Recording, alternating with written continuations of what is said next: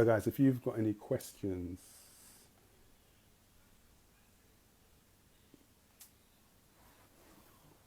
cool.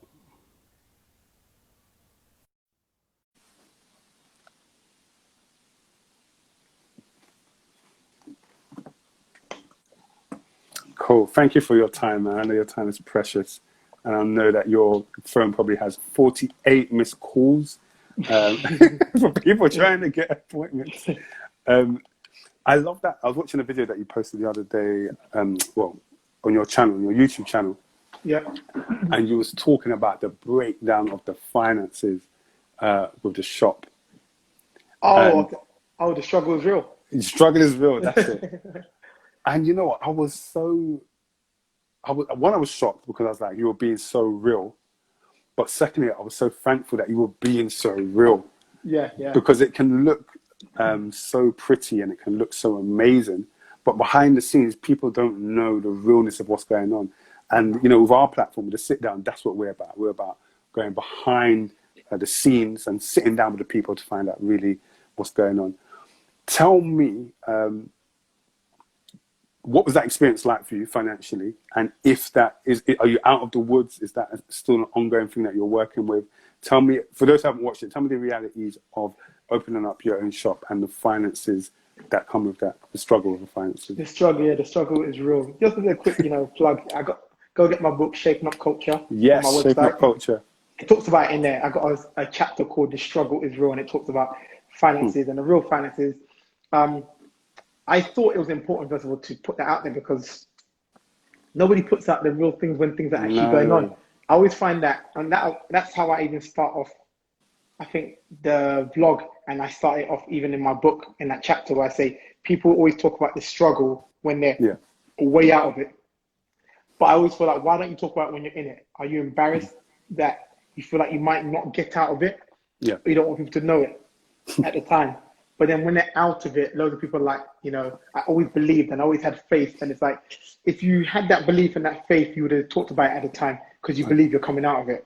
So I thought it was important for me in the midst of this tornado to be telling everybody, look, I'm in the tornado right now, and the realness was, first of all, I kind of, you could say, made the decision to put myself in that type of debt because I didn't take any investment. And there was plenty of people which wanted to invest, but I said no because there was just a way which I wanted my barbershop to run, and I didn't want it to be influenced by other people because they put their money into it. That was one. Two, I didn't want to take investment at that time because I knew that the value of slider cuts was going to go up as soon as the shop opened up anyway. So it's kind of like a no-brainer for anybody, just putting your money into it because it's like, okay, now my value's gone up, so. Yep. Three, I just thought people were only bringing money to the table and they're bringing nothing else. Yep. So I was like, well, you're just bringing money, but you're not like doing something that's going to show me how to build up the business or make the business triple, whatever it was, right? So that's why I didn't take investments, among maybe a couple other small things. And then when I was in it, geez, it was, oh my goodness. If you know what, like, this sounds so fake, right? Especially when I talk about it now and I look back on it. And that, cause we're talking about like a year and a half ago, a year ago, year and a half ago. But I'd waken up in the morning, this is real, waking up in the morning and being like, I need to make £20,000 in the next 14 hours. And I need to not even make, I need to find £20,000. Because what happened was the shop altogether, I always talk about figures. And the reason why I talk about figures, just so people know, it's not for the benefit of boasting to be like, oh, look at the amount of money I'm spending, but just to show you, I think it just gives real context of what I'm actually doing and what you're trying to find, instead of being like, I had to find loads of money.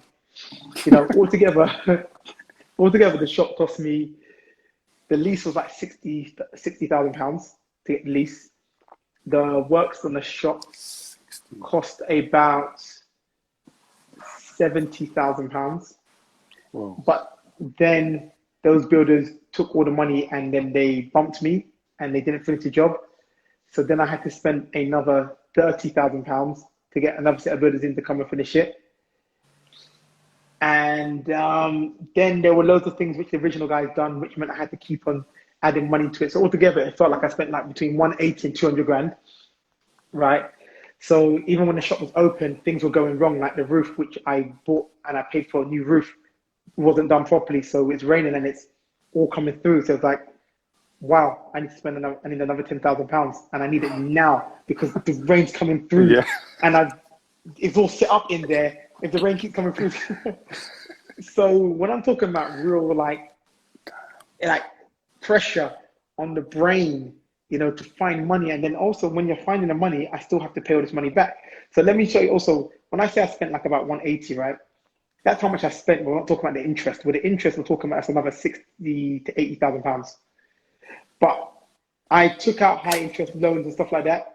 I took out high interest loans from friends. I was like, cool, if you borrow me like £10,000, £20,000, I'll pay you back in.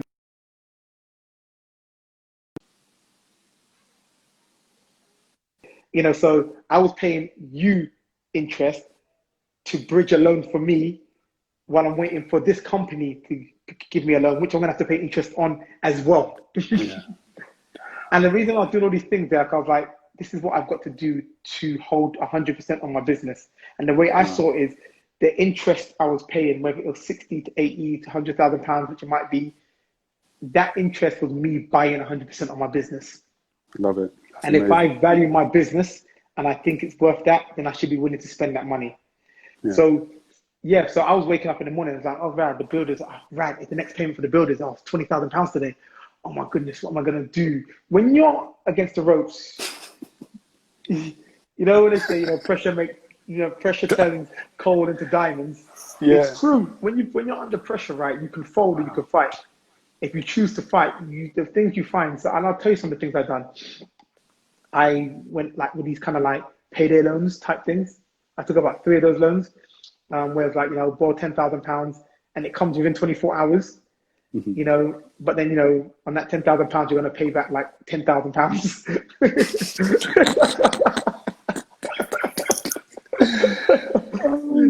I did about 3 of those. I tell you, I got bumped along the way as well because oh my it's not even a funny story. I'll laugh at it now, but it's good to laugh now. That's all I can do. About a year and a half ago, I took this loan out from a company of £10,000. I took it against my property. So there's something where you can do, where you can put a charge on your property. So it means that if I don't pay it, then it means that if I ever sell my house, they get the money straight from the bank. Yeah. So I was like, cool. Secure loans. A secure loan to go against my house, right? So I was like, cool. You know what? £10,000, cool. I'll take this loan against my property. Then what I'll do is I'll get another loan against my other property because I owned another property which I was renting out. And at the time, which is sold now, I owned another property as well. So I was like, okay, I've got 3 properties, so I can take loans on each one, and that's going to help me get to the figures of what I need to be at. So I was like, okay, cool. So £10,000, they came through, showed me the paperwork, this and that, cool, signed it, no problem. Cool, so I've got £10,000 there. Cool, that bounce dropped at the right day when I needed money. Paid the loan off. Paid the builders that day. Great. Cool, can I take a secured loan with this other company? Yes, we can, this and that. Go through the paperwork, all that. Yeah, we can do it with my other property. They come back and say, we can't do it. I said, why not? They said, oh, because you got to charge a secured loan on that property. I said, no, what are you talking about? They said, yeah, you have. So I checked it and I said, wait, there's a mistake here. This company will only just put a secured loan against the property I'm living in. Why have they put it against other properties? So I go and call them. I said, look, what's going on? They say, oh, yeah, that's what we've done. You signed it. I said, yeah, but why would you secure against 3 properties? This is £10,000. And I've got equity in that property, my property I'm living in, of like, I don't know what, way over like £60,000 or, in equity, right? So I was like, so why would you secure against 3 properties when all the money is already in this property? Yeah. So they're like, oh, that's what we did, this and that. Basically, they bumped me. And I guess they saw sucker. I didn't read it. That's why I learned a lesson. Always send. You didn't read it? You didn't read that contract? No, it was like loads of papers, but I always said from then, always send it to your solicitors, right? You got to read these things. So they said to me, I said, no, okay, cool. I'll pay off the loan now. Remember, this is like 3 weeks later. I said, cool. I just want to pay off the loan now. Cool. Take all the charges off. So now I've had to go to someone else and say, can you borrow me £10,000 so that I can pay off this loan, so that I can make all my other properties available to take loans out. So I find £10,000 or whatever it is from someone, but then when I go to do it, they say, okay, not consolidate, to settle your loan, you're gonna have to pay us not even £10,000. You're gonna pay us like 14 to 16,000 pounds. I was like, wait, but it's been 3 weeks. I'm willing to pay it all off now. They said, well, the way we do it is we don't charge you like interest per month. Yeah. We just charge you interest full stop, flat. Yeah. Yeah. So I was like, okay, I can't do nothing about it. So, okay, so I have to pay this like 14 to 15,000 pounds now. So I have to pay the interest of like 4,000 or 5,000 pounds. But then they say also, in the contract it says it, to release all the charges, each one costs like 1,000 something pounds. So long and short of it, I ended up paying in 3 weeks. I took a £10,000 loan and paid back £20,000. Wow. So they made 10 grand off me in 3 weeks because of paperwork and all this stuff within the contract. Because at that point, then I sent it to my solicitor and they said, yeah, it's actually, you signed this, it's actually all in the thing. So it's like, so on top of me owing money, trying to find money, I've now just lost £10,000. Guys, I for a living, my job is I teach financial education to young people. That's my 9 to 5. So what you're saying here is it's great, because it's something that we come across and we teach the young people that no matter how wonderful or well presented a loan is to you, you have to read what the terms and conditions are before signing it, because there are clauses, there are terms and conditions in there to ensure that they can make money on their money. Otherwise, they're not going to give it away for free. So payday loans, they are massive no-no. But I was cool with it though. I was cool with payday loans. You know the reason why? Yeah. Because I knew what I was getting into. Okay. The other ones hurt me more. The other one hurt me more because I didn't know. But with payday loans, I knew the deal. I knew how high the interest was. And everything. I knew, but I was desperate, so I needed it. So I knew what I was I was doing. But the other one was kind of like. Where are you now, in terms of like a year on now? You know what? The struggle was still going on. It was kind of like I was making, because I was building a business, right? At the same time, having to pay back all these loans. Like I was paying back crazy amount of loans every month, right? But I had more money going out than coming in. We're talking about for like the first year, over a year of my business. Well, sorry, I'm lying. There was more money going out than coming in up until Corona started, because everything had to freeze. Because everything had to freeze. I was like, hey, everything's frozen. Boy, what can I do? It's frozen, right? So, but what was happening was, imagine I had, with the business like that, imagine I had, I'm going to make up a figure right now. Imagine I was owing, let's just say £5,000 a month as an example, but I had £3,000 coming in every month. So what was happening as months were going by, as I was paying off things, or every few months this was paid off, it was like, okay, cool. I've got £3,000 coming in, but I'm paying out £5,000. But now we're making a bit more money, so now I'm making £3,300 a month, and also I've paid that off, so now we're paying out £4,500 a month.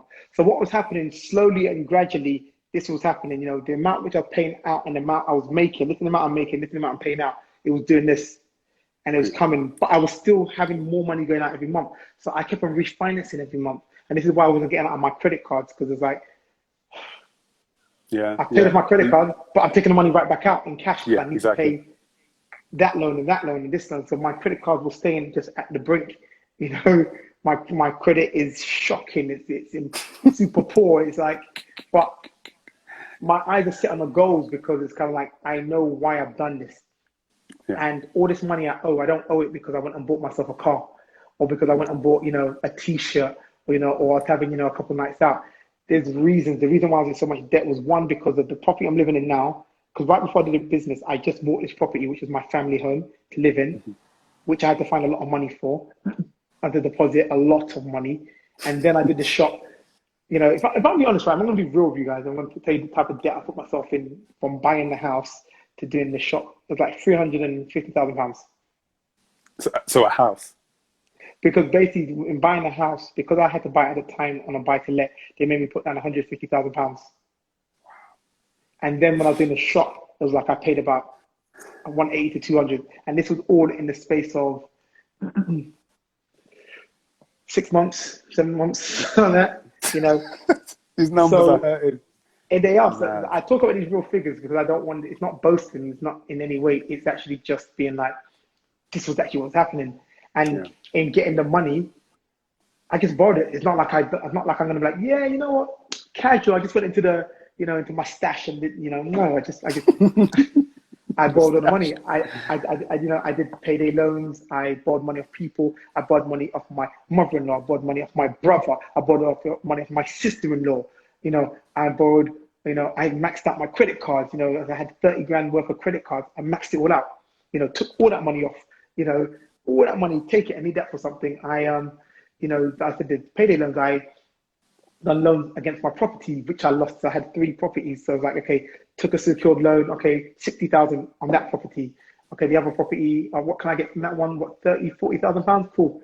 Took it from that property. Another one, took it from that property. And then I had things like, I had one customer who was like, okay, I'll pay for my haircut for the next 2 years or something like that, right? Just to help me out. He just said that he was just like, yeah, just to help you out. Because I know you need the money. So I said, yeah, thank you, cool. So I got it from there. I had customers that borrowed me money. Like I'm telling you, I had customers, like I had one customer was there and he was just listening to me and he said, okay, you know what? Like I'll borrow you basically 5 grand. And he said to me, pay it back when you want. Literally, he's like, no rush, no nothing. He said, just pay it back when you want. Another customer, he was hearing about some of my things. He said, yeah, I remember he just gave me 10 grand. He said to me, pay it back when you want. He actually said to me, like, I'm coming to this barber shop, and I'm gonna come to a barber shop, and I'm just gonna sit down. Yeah, he said, I'm gonna come to your barber shop, and I'm just gonna sit down, and I'm gonna catch the conversations and insert my name. Me too, me as well. Amen. So I had loads of customers like help me out like that. One person borrowed me £20,000, another person borrowed me 10. But those were the debts which I prioritized because I had to make sure that people don't have a bad thing on my name. So even like I tell you a story, there's one guy, right? He borrowed me 11 grand. I said I'll give him back £10,000. No, I'll give him back 1,100, 10% on the £11,000 he gave me. I'll give it to you back in like 3 weeks or 4 weeks. So 4 weeks came. I was supposed to give him the money on Monday, and the money hadn't dropped yet from one of these payday loans, but it was coming. So I said to him, sorry. And I can't remember, I think I had a few thousand, but I said, sorry about this. I hadn't dropped this and that, blah, blah, blah. But in the next 2 days, I'll get you your money and I'll pay you interest. So Wednesday morning, the money came through. I transferred to him and I transferred him like the 11,000 plus the 1,100. But then I gave him a £200 on top of it as well to say sorry for being like, a day or two late. And the reason for me was it's important that you maintain your social credit. The fact is, I was late with your payment. So I'm letting you know, look, I've given myself a penalty for that lateness. So if you ever need something from you, again, I don't want you to say, but the last time you said this and you didn't do that. I don't want no dents on my credit. So it's like, cool, you didn't ask me for it, there's extra £200. I'm only a day and a half late, but there's extra £200. And then funny enough, this guy actually helped me out a few months later, right, where he borrowed me money again and he didn't charge me any interest. And I think it's just because he saw what I did last time and I got him his money early this time, like about 2 weeks early this time instead. Early ones. Early, yeah. But I was just doing a lot of juggling, like crazy. Like, so when you're waking up and it's just like, there's pressure on the brain. And at this time, I still got to maintain like providing for my family, the things that need to be provided for, food on the table, shopping, and when your wife is calling and said, oh, can we do something? And it's just like, where am I even getting this money for to do this? But it's like, you just have to, just maintain. So it's like, it's pressure, and it's a lot. And how you could say I kind of, slowly started getting out of it was the business started picking up and the debt started reducing. So I was in a place before the lockdown where in September, I was going to be in a place for the first time in like 2-3 years or whatever, 3 years or whatever, where I had more money coming in than going out. So it was kind of like, I've got a few months left of this kind of like, I just need to find this. And then lockdown happened and I was like, oh my goodness, set me back, set me back. But like lockdown and the coronavirus was a very, very, very unfortunate, like, bad thing that happened. So I don't want to make it some light-hearted thing, but what happened is in this time is,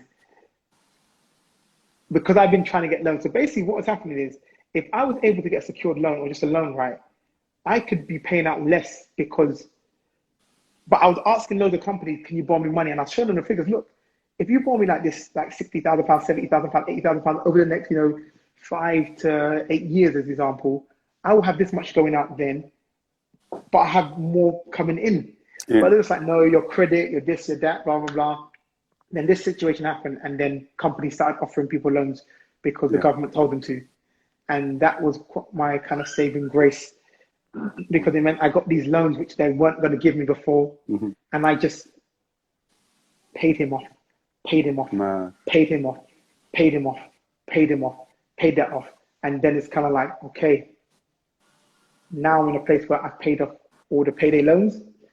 Although I'd paid some of them off before, but the remaining ones, paid off. Paid them off. Some of these other things, paid off. Credit cards, paid off. And it's like, so now when I go back, before I have to pay these things back, let's say I've got like 10 months to go really hard and really grow that business. Because also I took some of the loan money and I put it into the business as well. So now it's like the focus on really growing the business even further, so that when it comes time to paying back these loans, which are low interest rate, in like 11 months, 10 months, it's easily manageable.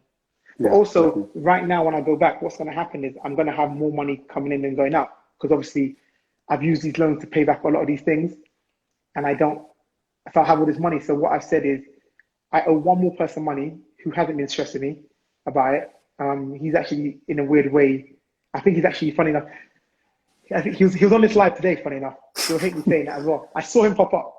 I don't know if he's still on it. He'll hate me saying it, because even though I mentioned it, he gets awkward about the fact that I say I owe him money. The other day I was calling him saying, listen, I got some of this loan money. Let me give you, some of your money I owe you.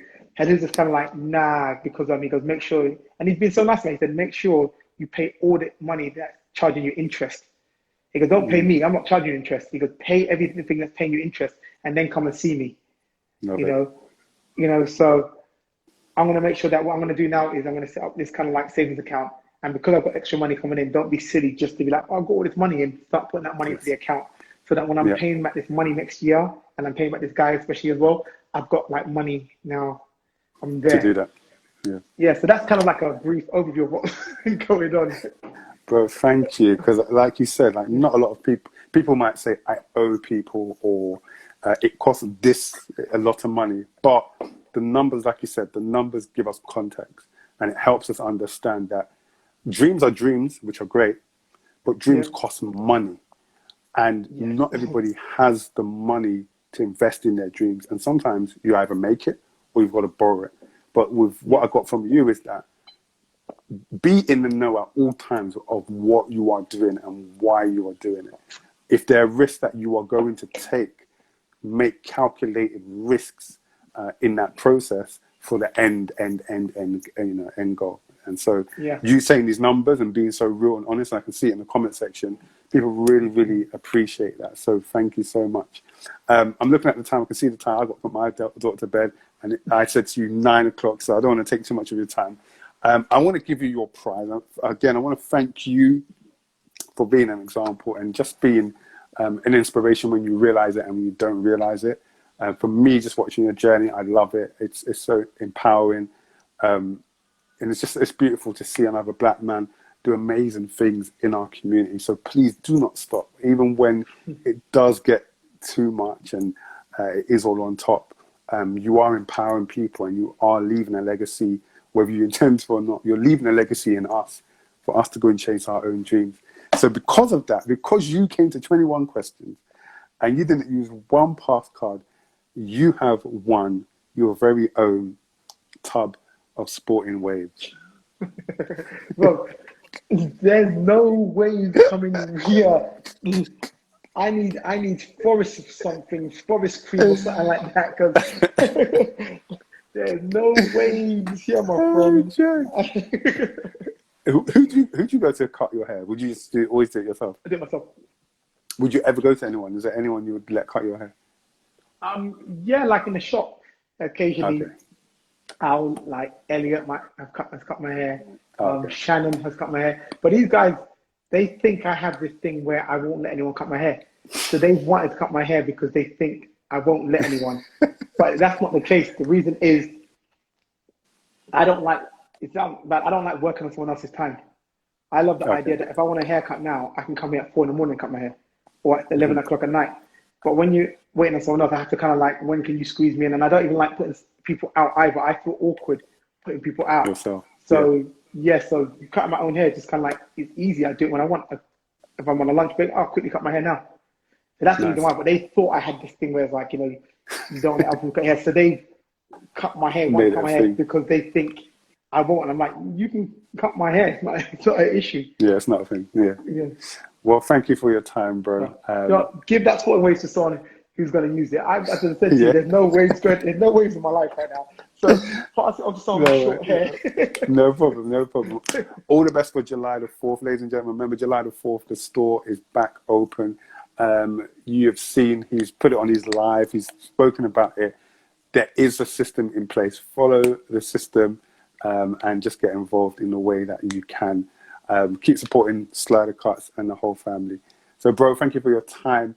And we'll catch you around as we go through the whole lockdown stuff. Yeah. Great. Thank you for having me, man. No problem, bro. Take care. All right. See you later, guys. Guys, thank you for joining us, man. Thank you for joining for 21 questions and for coming over to part 2. Such an amazing session, just hearing about his journey and the realness of the journey, man. Its struggle is real, but I thank you for sticking with us.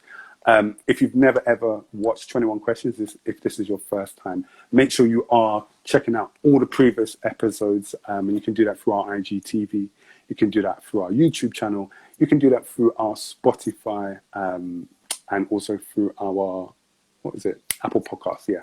And that's all through the link in our bio. So when you finish this, go in the link in our bio and check it out. Also, if you want to leave any feedback, we would love to know what your feedback is over these sessions. Go in the link in our bio. At the top, it will say feedback. Just leave a little few words, comments, just to talk about the session and ways that we might be able to improve it. When lockdown finishes, we're going to be back with our sit-down live events where we do it live in person, and we're trying to work out the way we do it with all the restrictions and all the 1 meter or 2 meter or whatever it is, and we'll find out. But keep sticking with us. We're going to be back here next Thursday, 9 p.m. I'll be your host. I see 21 Questions, link in bio. Peace.